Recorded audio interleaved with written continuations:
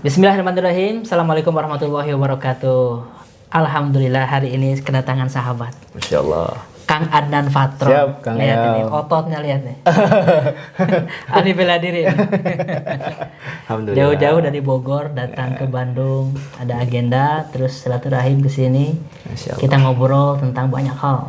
Tadi kita udah ngobrol lama, udah jam berapa tadi kita? Dari jam 8.15. Jam 8. Jam 8, sekarang udah jam 11. 3 jam ngobrol di sini. Luar biasa. Enggak ini ya, enggak kerasa ya, Masya Allah ya. Iyalah, kan antum mah asyik ngobrolnya. Masya Allah. Oke. Alhamdulillah sehat. Sehat, Kang El. Alhamdulillah. Kang El sehat ya? Sehat alhamdulillah. Sehat, Alhamdulillah. Ini Masya Allah, senang banget nih bisa hadir ke sini. Kayak ngerasa tambahan 1000 alkalin kalau boleh kita analogikan lah ya. Bukan cuma satu, tapi 1000 alkalin. Jadi langsung, tadinya jujur kayak ya adalah kadang kan kalau kita biasa ngomongin narasi-narasi besar, kita ngomongin retribusi, tiba-tiba di lingkungan kita atau circle kita udah mulai turun itu, ngereduksi itu kayak jadi kok kosong gitu ya. Makanya ketika ketemu dengan akhirnya memang mentor yang bener-bener bisa ngecharge sesuai kebutuhan daripada kita tuh, Masya Allah. Baterainya pas lah ya. Jadi gedenya tuh nggak kegedean, nggak kecilan, pas. Masya Allah. Alhamdulillah. Ya dari sinilah kita pentingnya ngobrol, silaturahim. Senang kedatangan antum. Siap. Alhamdulillah. Apa kira-kira yang bisa obrolkan soal? Nah, ini Kang. Jadi ngomongin konteks, saya menarik bahas tentang leadership. Jadi ceritanya ya kalau boleh saya sambil curhat ya Kang ya. Jadi saya punya tim bisnis yang memang dari segi profile itu memang cukup edukasi menengah ke atas. Sehingga yang saya yakini mereka pasti punya mental pembelajaran yang sudah cukup lama mereka pelajari sebelum ketemu sama saya. Ya, di mana mereka harus mengikuti strategi yang saya punya, kata-kata yang saya punya, tanpa mereka merasa tergurui, sehingga mereka menjalankan itu.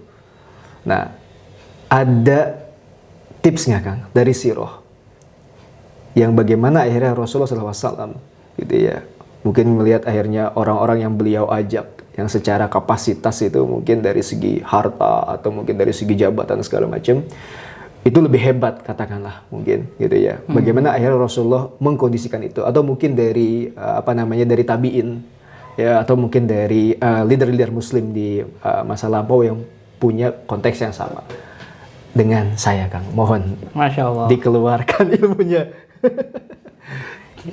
Siap, Kang. Gimana, Kang? Rasulullah itu di Mekah itu bukan orang paling kaya, bukan orang paling bukan orang yang paling gede juga keluarganya. Ada yang lebih tinggi dari situ, ada yang hartanya lebih besar, ada yang bisa lebih sukses. Jadi Nabi Muhammad harus menghadapi orang-orang yang kadang-kadang lebih elit dari Rasulullah. Walaupun secara nasab Rasulullah paling mulia. Rasulullah itu paling mulia secara nasab dan akhlak aja. Tapi yang lain kan kayak Utsman bin Affan itu lebih kaya ya. Lalu juga ada yang lebih kuat kayak Umar bin Khattab itu kuat sekali ya, lebih gede badannya. Tapi Rasulullah nggak gentar. Apa yang ditawarkan ketika ngomong dengan orang-orang hebat itu, narasi yang lebih besar, lebih agung dibanding yang mereka bicarakan setiap hari. Kalau tiap hari mikirin duit, Rasulullah mikirin tentang akhirat. Ketika hari mereka mikirin tentang pekerjaan sebagai penggembala, Rasulullah memikirkan tentang kita akan menaklukkan Roma.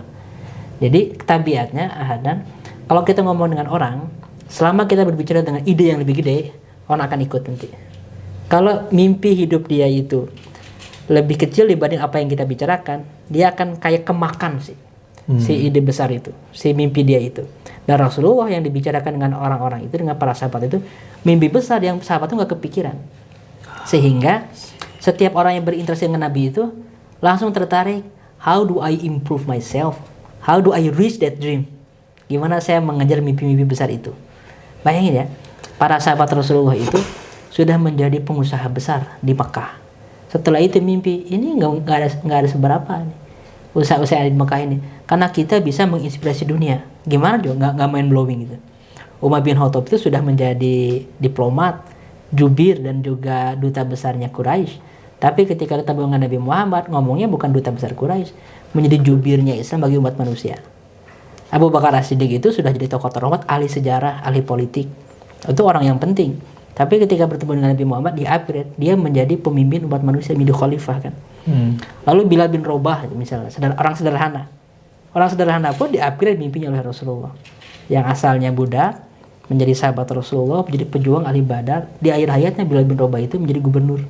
Kalau sekarang ada pedagang asongan jadi gubernur, pasti udah diundang podcast kan? Yes. Karena di upgrade.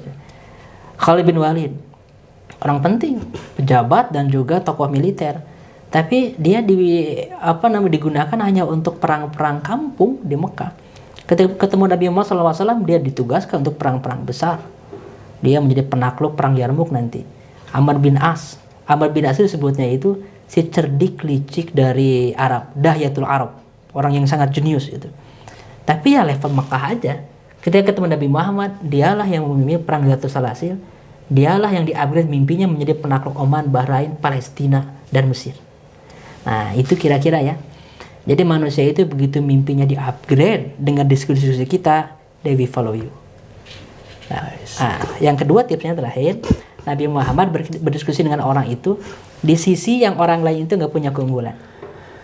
Jadi kalau kita ketemu dengan orang yang super kaya, ngomongin duit ya pasti kita akan inferior, dia superior.